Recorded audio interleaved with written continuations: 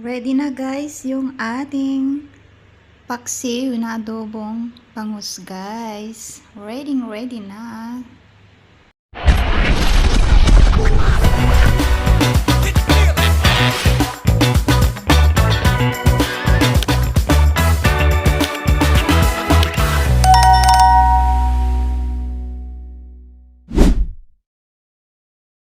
Hi mga mami! Hello guys! Magluluto ako ngayon ng adobong paksiw na bangus. So, syempre, ang pinakauna nating ingredients ay yung bangus guys.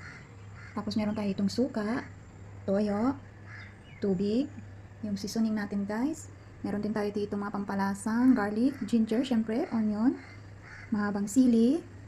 Meron din tayo ditong laurel, dinurog na pepper. Tapos meron din tayong buo. So, tara na guys, samahan nyo akong magluto.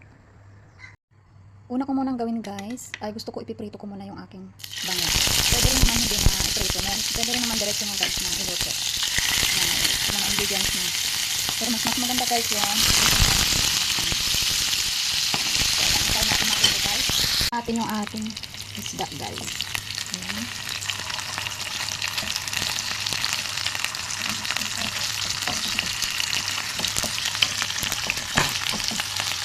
Ito yung pinakaayaw ko guys, yung nagsiprito ka makalsik-kalsik.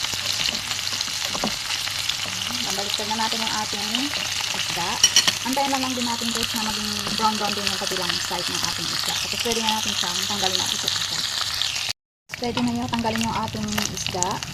So lalagay lang natin sa plato at iset aside natin guys. At lulutuin natin ulit with the ingredients. Maglalagay na tayo ng mga ingredients natin. Maglalagay tayo sa baba. Ayan. Tapos ilalagay din natin yung ating sili. Ilagay ko na yung sili ko sa ilalim guys kasi medyo malalaki siya para maluto siya. Ayan.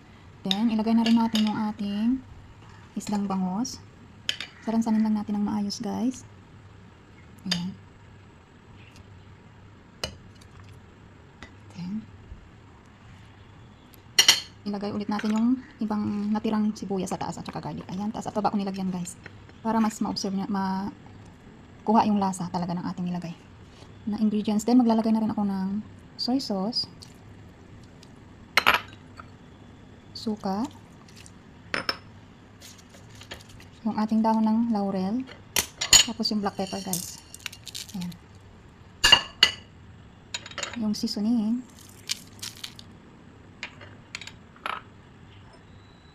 at maglalagay din ako ng konting mantika. Ayan guys. At syempre yung tubig natin. At ayan, ilagay na natin lahat yung ating mga ingredients. Lulutuin na natin siya guys. Lutuin lang natin yung ating adobong paksiw na bangus for 15 to 20 minutes guys. Pwede nyo naman din dagdagan yung oras kung gusto nyo yung malambot na talaga. Kasi ito na prito ko na kaya madali na lang siyang maluto guys. So, cover natin. After 15 minutes guys, ganyan na yung ating adobong paksiw na bangus. Luto na siya guys. Ayan, pwede na natin siyang tanggalin sa ating pan. At kakain na tayo guys.